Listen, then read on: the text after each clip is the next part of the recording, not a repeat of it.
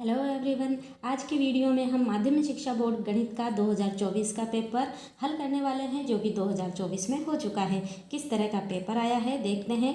Paper के 4 part है। सबसे पहले आज की वीडियो में हम सेक्शन ए करेंगे। आपके 4 पार्ट होते हैं ABCD। आज की वीडियो में किस तरह से सवालों को हल करेंगे ये भी सीखेंगे। चलिए करते हैं पार्ट ए। देखिए, पुराने पेपर हल करने से हमें अंदाज़ा हो जाता है कि किस तरह का पेपर आता है और हम बहुत अच्छे से तैयारी कर पाते हैं। गणित एक ऐसा विषय है जिसमें बार बार सवालों के अभ्यास से पूरे में से पूरे नंबर लाए जा सकते हैं। चलिए करते हैं पार्ट ए, जिसमें आपके 15 ऑब्जेक्टिव, 7 रिक्त स्थान और 10 प्रश्न एक एक नंबर के, अर्थात पार्ट ए में 32 नंबर का है, जो कि 32 क्वेश्चन है। खंड ए, प्रश्न नंबर 1 ऑब्जेक्टिव प्रश्न है। 2 संख्याओं का महत्तम समापवर्तक 27 है। आपको HCF दिया गया है, उनका लघुत्तम समापवर्तक अर्थात LCM दिया गया है 162। यदि एक संख्या 54 है तो दूसरी संख्या हमसे पूछी गई है। यहाँ पर 4 ऑप्शन हमें दिए गए हैं। डायरेक्ट हमें बिना हल किए आंसर नहीं लगाना है, ठीक है। देखिए, यहाँ पर एक संख्या दी गई है, दूसरी संख्या हमसे पूछी गई है। मान लेते हैं कि दूसरी संख्या है x। दोनों संख्याएं एक संख्या 54 है, दूसरी हमने मानी x है। दोनों संख्याओं का गुणनफल बराबर HCF गुणा LCM होता है, ठीक है। यहाँ पर हमें x ज्ञात करना है, तो देखिए 54 गुणा में है, इधर जाएगा तो भाग में चला जाएगा, ठीक है। अब HCF कितना है हमारे पास? 27 है। लघुत्तम समापवर्तक LCM 162 है।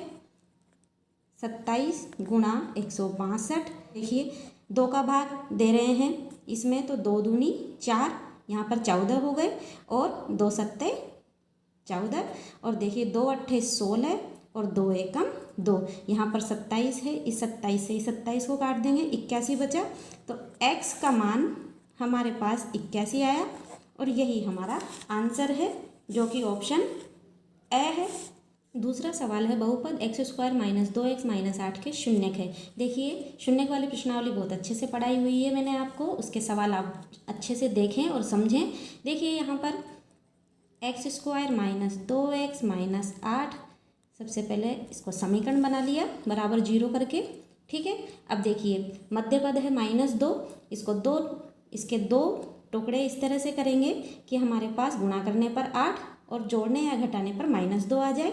तो देखिए x² - 4x + 2x - 8 बराबर 0, ठीक है। ये मध्य पद को हमने 2 भागों में विभक्त कर लिया। यहाँ पर हम कॉमन लेंगे x, यहाँ पर -4 प्लस इन दोनों में से 2 कॉमन आ रहा है x, यहाँ पर आ जाएगा -4 बराबर 0। इस वाले प्रश्नावली को आप अच्छे से देखें, इसका पूरा वीडियो है। देखिए ये x - 4 और ये भी x - 4 है, तो x - 4 कॉमन ले लिया, क्या बचेगा? x + 2 बराबर 0, x - 4 बराबर 0 या x + 2 बराबर 0। x का पक्षांतरण करेंगे -4 का, तो x का मान हमारे पास 4 आ जाएगा और यहाँ पर x का मान पक्षांतरण करने पर -2 आ जाएगा। तो यहाँ पर हमारे पास 4 - 2 आया। देखते हैं, पहला जो ऑप्शन है ये नहीं है, दूसरा भी नहीं है, तीसरा ऑप्शन सही है, प्लस का 4 और -2, ठीक है। तो हमारा आंसर हो गया सर। अगला प्रश्न है, प्रश्न नंबर 3 है, यदि पहली संख्या x का दुगुना दूसरी संख्या y के 7 गुने से 5 कम है तो निम्न में से कौन सा समीकरण सही है? इस तरह के सवालों में प्रश्न को अच्छे से पढ़ना है। यदि पहली संख्या x का दुगुना, तो सबसे पहले तो x का दुगुना एक तो यहाँ पर है और एक यहाँ पर है, ठीक है। यहाँ पर नहीं है तो ये तो हमारे ऑप्शन नहीं हो सकते, ठीक है। दूसरी संख्या y के 7 गुने से, अब y 7 गुना, तो यहाँ पर 7 गुना है, यहाँ पर भी 7 गुना है। 7 गुने से 5 कम, यानी उसमें से 5 माइनस होना चाहिए, यहाँ पर तो प्लस हो रहा है तो ये नहीं होगा, यहाँ पर माइनस हो रहा है तो ये हमारा आंसर हो गया 10, ठीक है। प्रश्न नंबर 4, यदि समांतर श्रेणी का प्रथम पद को ऐसे लिखते हैं, a बराबर 2 दिया गया है और सार्वंतर 3 अर्थात d 3 है हमारे पास, तो nवा पद होगा। देखिए nवा पद ज्ञात करने का फॉर्मूला सूत्र हमें पता है, ए एन बराबर a प्लस n माइनस 1 गुणा d होता है। ठीक है, तो यहाँ पर देखिए प्रथम पद a 2 है हमें दिया गया है, ठीक है प्रश्न में, और d हमारे पास 3 है, n माइनस 1 गुणा d का मान हमारे पास 3 है, 2 प्लस 3 को गुणा करेंगे 3n माइनस 3 बराबर, यहाँ पर -3 है, यहाँ पर प्लस का 2 है, हमारे पास आ जाएगा माइनस का 1 और यहाँ पर है 3n, इन दोनों को हल करने पर -1 आया। और अब हम ऑप्शन देखेंगे, 3n माइनस 1 ऑप्शन में दिखाई दे रहा है, यही हमारा आंसर है। वह आंसर कॉपी में लिख कर आना है, पेपर में लगाकर नहीं छोड़ना है। ठीक है, प्रश्न नंबर 5 है। प्रश्न नंबर 5, 3 के प्रथम 5 गुणजों का योगफल है। यहाँ पर 3 के प्रथम 5 गुणजों का योगफल हमसे पूछा गया है। सबसे पहले तो हमें 3 के प्रथम 5 गुणज पता होना चाहिए। 3 एकम 3, 3 दूनी 6, 3 तिया 9, 3 चौक 12, 3 पंजे 15। ठीक है, ये हमने 5 गुणज लिख लिए। ठीक है, अब देखिए इसमें प्रथम पद a बराबर 3, सार्वंतर d 6 में से 3 को घटाएंगे, कितना आएगा 3। ठीक है, अब यहाँ पर योगफल पूछा गया है, AP हमने बहुत अच्छे से पढ़ी है, उसका सूत्र हमें पता होना चाहिए। ठीक है, Sn बराबर n/2, a प्रथम पद और अंतिम पद हमारे पास है, तो यहाँ पर अंतिम पद वाला फॉर्मूला हम यूज़ कर लेंगे। n का मान लिखेंगे 5, a 3 प्लस l अंतिम पद 15, हल कर लेंगे 5/2, 15 और 3 को जोड़ा कितना हो गया 18, 2 का भाग 18 में कितनी बार जाएगा 9 बार, और 9 को 5 से गुणा करेंगे, 9 पंजे 45। आंसर देखेंगे क्या ऑप्शन में हमें 45 दिखाई दे रहा है, बिल्कुल हमारा आंसर हो गया सर। क्वेश्चन नंबर 6 है, यदि किसी त्रिभुज PQR में PQ² प्लस QR² बराबर PR² हो तो कौन सा कोण समकोण होगा। देखिए पाइथागोरस प्रमेय है, और पाइथागोरस प्रमेय कर्ण स्क्वायर बराबर आधार स्क्वायर प्लस लंब स्क्वायर। देखिए कर्ण स्क्वायर यहाँ पर PR², ठीक है, और यहाँ बराबर PQ² प्लस QR² है। ठीक है, इसका मतलब ये कर्ण है हमारे पास, ठीक है, कर्ण PR, ठीक है, और ये हो गया Q, PQ² QR²। ठीक है, तो यहाँ पर देखिए समकोण Q पर बन रहा है, तो हमारा आंसर होगा ब। अगला प्रश्न है, बिंदु 0,3 की x अक्ष से दूरी होगी। देखिए x अक्ष से दूरी पूछी गई है, y का निर्देशांक इसका आंसर होगा, अर्थात a इसका आंसर होगा। अगला प्रश्न है, 2 sin 45 डिग्री cos 45 डिग्री का मान है।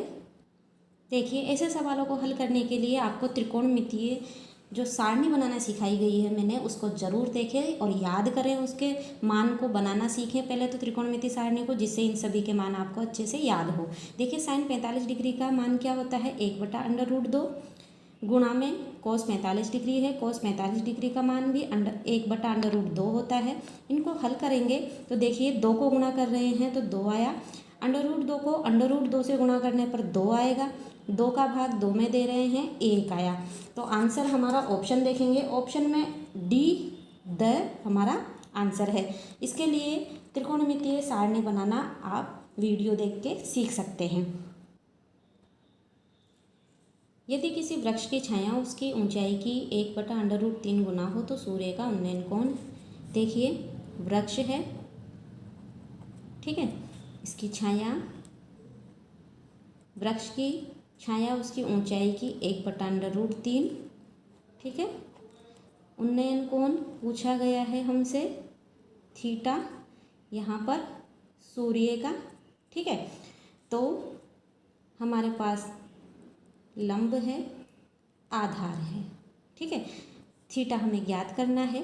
तो टेन थीटा, लाल बटा कक्का से सर्व समीकरण बहुत अच्छे से पढ़ाइए, तब मैंने आपको ये सब समझाया है, उस वाले वीडियो को आप ज़रूर देखें। लंब बटा आधार, टेन थीटा बराबर लंब बटा आधार। लंब 1, आधार 1/√3। ठीक है, एक इसको 1/1 और इसको लिख सकते हैं √3/1। तो हमारे पास आया √3। ठीक है, टेन थीटा बराबर √3 को हम टेन 60 डिग्री लिख सकते हैं। टेन 60 डिग्री का मान √3 होता है। त्रिकोणमिति सारणी से त्रिकोणमिति सारणी बनाना ज़रूर सीखें आप वीडियो देख के। देखिए, तो थीटा का मान हमारे पास आया 60 डिग्री। अब ऑप्शन देखेंगे और हमारा आंसर है ब। किसी वृत्त के व्यास के सिरों पर खींची गई स्पर्श रेखाएं परस्पर होती है। ये मैंने आपको बहुत अच्छे से समझाया हुआ है, समांतर होती है। ठीक है, यदि एक वृत्त की परिधि 176 सेंटीमीटर है तो उसकी त्रिज्या है, देखिए वृत्त की परिधि दी गई है और वृत्त की परिधि होती है 2πr बराबर 176। देखिए त्रिज्या हमसे पूछी गई है। सबसे पहले हम दो का पक्षांतरण कर रहे हैं, तो 176 में 2 का भाग देंगे, बटा में चला गया, 2 गुणा में था, 2 का भाग 176 में दे रहे हैं। 88 बार काट दिया हमने, 88 बार भाग गया। r बराबर, देखिए यहाँ पर 88, पाई का मान 22/7, यहाँ पर 22 और बटा में 7 आएगा, जो कि यहाँ लिखेंगे। ठीक है, और 22 और यहाँ पर 88 है, दोनों ही 11 के पहाड़े से कट रहा है। 11 दूनी 22 और 11 8 का 88। ठीक है,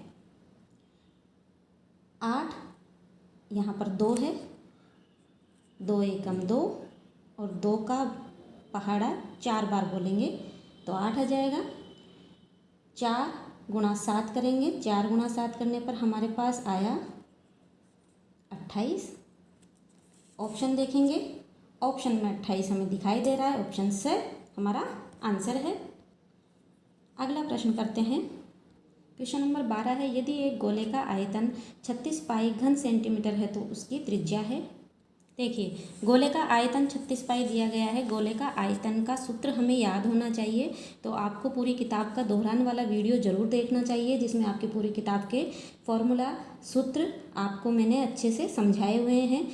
4/3 पाई r क्यूब गोले का आयतन बराबर दिया गया है 36 पाई। ठीक है, यहाँ पर त्रिज्या हमसे पूछी गई है, तो देखिए त्रिज्या ज्ञात करने के लिए क्या करेंगे, यहाँ पर r क्यूब को यहीं रहने देंगे, यहाँ 36, ठीक है, 36 पाई बटा, देखिए 4 और पाई साथ में है, बटा 3, तो ये यहाँ आ जाएगा। पाई से पाई काट देंगे, 4 का भाग 36 में 9 बार जाएगा और 9 को 3 से गुणा करेंगे तो 27 आएगा। यहाँ पर r क्यूब है तो r बराबर 3 आया। 27 का घनमूल ले लेंगे और आंसर देखेंगे। ऑप्शन में हमें 3 दिखाई दे रहा है, ऑप्शन ए। अगला प्रश्न है, प्रथम 11 पूर्ण संख्याओं का माध्य होगा। तो सबसे पहले तो प्रथम 11 पूर्ण संख्याएं हमें पता होनी चाहिए। 0 + 1 + 2 + 3 + 4 + 5 + 6 + 7 + 8 + 9 + 10 और इसमें भाग दे देंगे 11। ये संख्याएं 11 हुई, 0 से लेकर 10 तक 11 का भाग दे देंगे।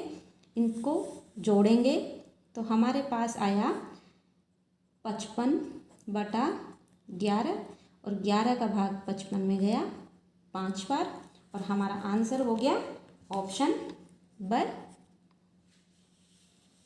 अगला सवाल है, बंटन का बहुलक है। देखिए, जिसकी बारंबारता सबसे अधिक होती है वही बहुलक होता है। तो देखिए इसमें सबसे अधिक बार क्या आया है, 3 3 3 3 3। तो सबसे ज़्यादा बार क्या आ रहा है 3, तो आंसर हो गया ब। यदि PE बराबर 0.05 है तो E नहीं की प्रायिकता होगी। बहुत आसान है, 1 में से 0.05 को घटा देंगे तो हमारे पास E नहीं की प्रायिकता आ जाएगी। 1 माइनस 0.05 हमारे पास आया 0.95 और यही आंसर है जो कि ऑप्शन द है। अगला प्रश्न करते हैं। अगला प्रश्न रिक्त स्थान का है जो कि हम अगले वीडियो में करेंगे। आज का वीडियो कैसा लगा कमेंट में ज़रूर बताएं। वीडियो को लाइक करना ना भूलें और जो चैनल पर नए हैं सब्सक्राइब ज़रूर कर लें, जिससे आने वाली सभी वीडियोस आप आसानी से देख पाएँ। हंसते रहिए, मुस्कुराते रहिए और अपनी प्यारी सी मुस्कुराहट के साथ पढ़ते रहिए गणित। Thanks for watching. Bye bye.